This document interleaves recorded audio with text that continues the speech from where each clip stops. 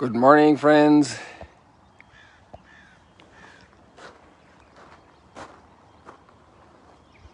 We're a little ahead of the action today because I have a teleconference, a Zoom conference with a wonderful person who is here with lots of pilgrims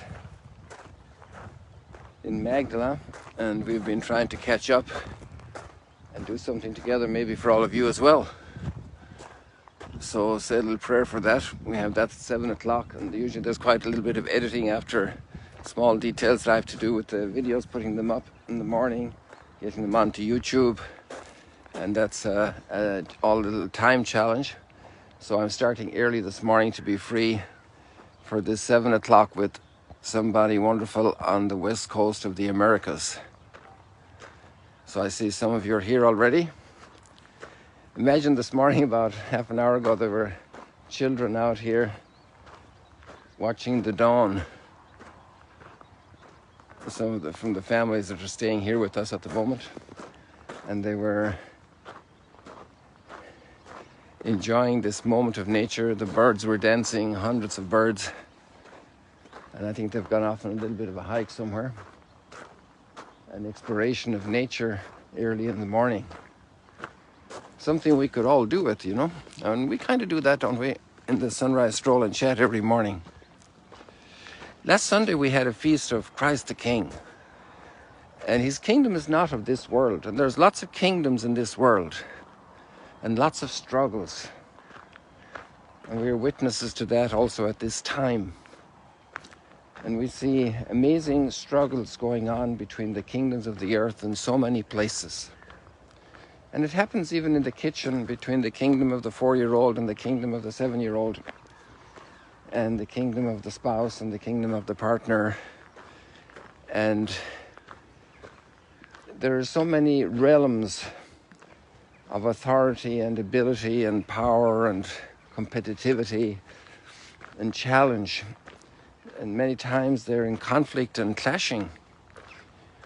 And then there's this apocalyptic vision we have in the readings today. Very, very powerful. End of times visions. And they're very powerful on our imagination. They can draw us in a very significant way. And maybe even some people feel great anxiety in that context. And I can understand that. We all do. When you start reading about the beast, you kind of get shivers and fear can invade us. We're reading from the book of Daniel. And this terrifying beast with the horns, and a small horn appearing and 3 others getting ripped out so it can be there. And this is much more scary than the bear beast and the lion beast and the leopard beast and the ones with the wings.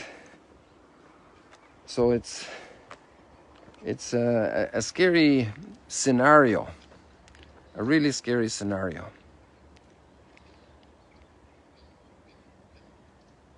It tramples everything that it doesn't destroy with its iron teeth.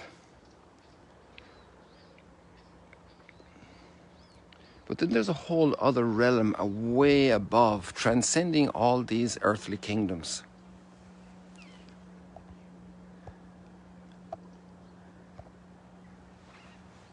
And it puts an end to all the evil in the earthly kingdoms. And just one thought I want to offer you this morning about all of this is, we're waiting here for the sun to come up. It'll probably be a few more minutes.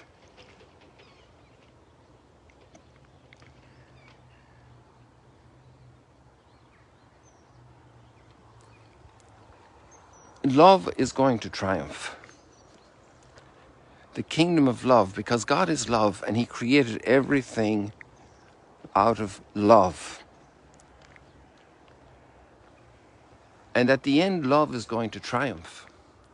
And we're made in the image and likeness of God.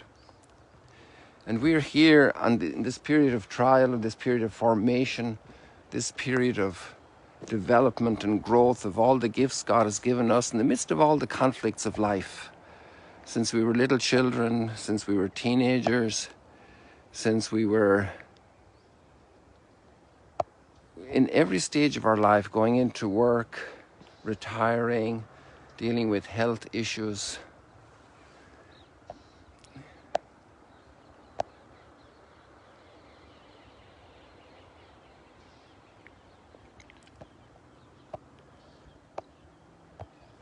At the end, love is going to thrive and survive and flourish and be eternal.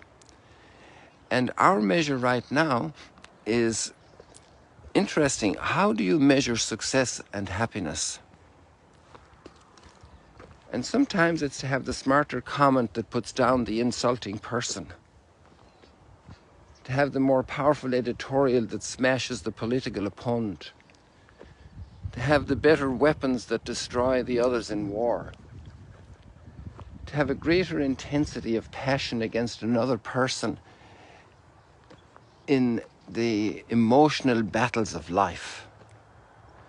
But actually, the victories that are going to participate in the final victory of love are what we do today in the area of humility, what we do today in the area of forgiveness, what we do today in the area of mercy.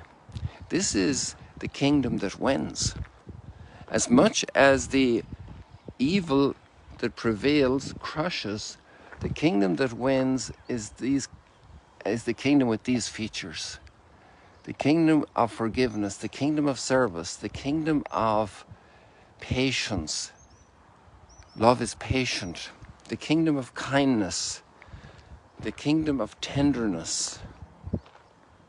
This is the kingdom that will win. And in a certain sense, these readings then give us the courage to be able to bear with the brutality of the earthly kingdoms in their horrible conflicts. And that can happen in the kitchen with two little children fighting over a toy, between two spouses in moments of great tension and differing views.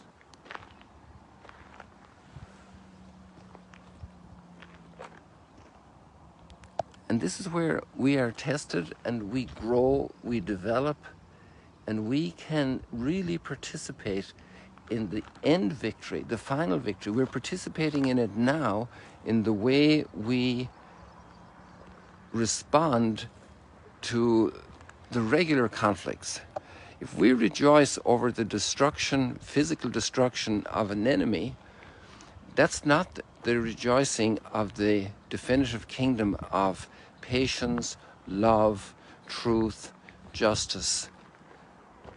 That's much more the earthly kingdom language and procedure. And actually the big measure of all of this is Calvary.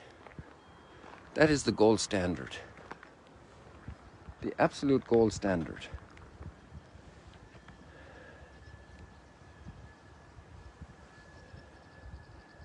If you want to be my disciple, take up your cross every day and follow me.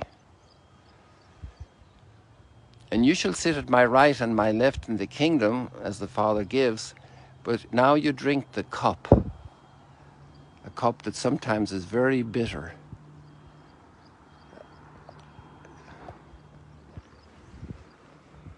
It's the kingdom of the Our Father. Thy kingdom come, thy will be done, on earth as it is in heaven.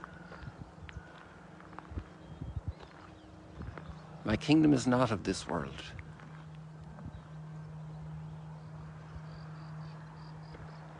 And now read the readings again today on your own time, and let that enter your soul and your mind. Ask for the grace of assimilating the mystery of Christ's kingdom, of how it really is, of what makes the difference.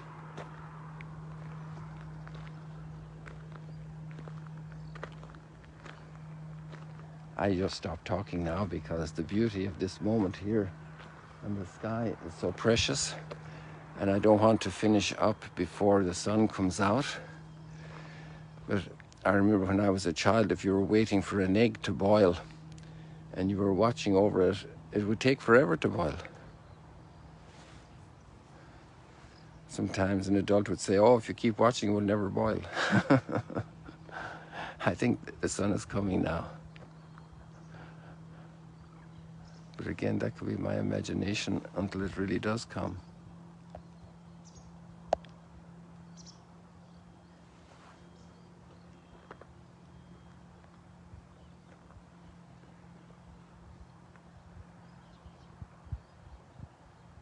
Yes, yes, yes, yes, yes, yes, yes, yes, yes, there it is. So I'll be signing off once this happens. Once the sun is up completely. I'll even do my little selfie moment now, because well, we'll wait for it. Let's watch the sun come out. We can't let the sun come out without us watching it.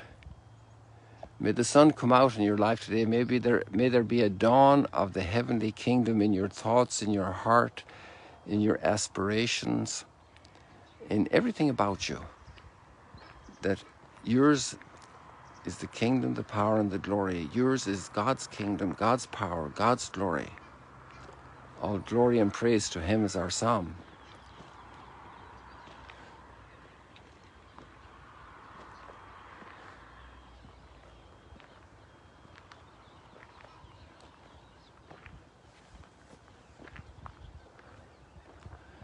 Our Egyptian geese are down here in the water, and see if I can line them up with the sun.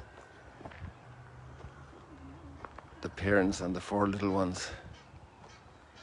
You can hear them, I think.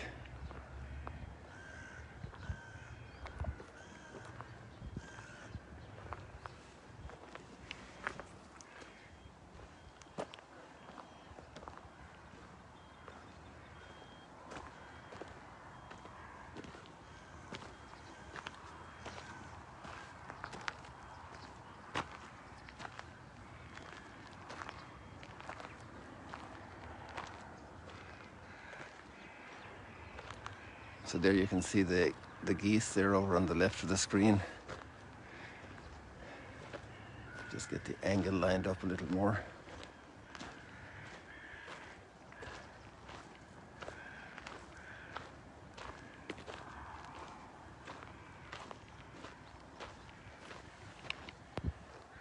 So there we did it, people.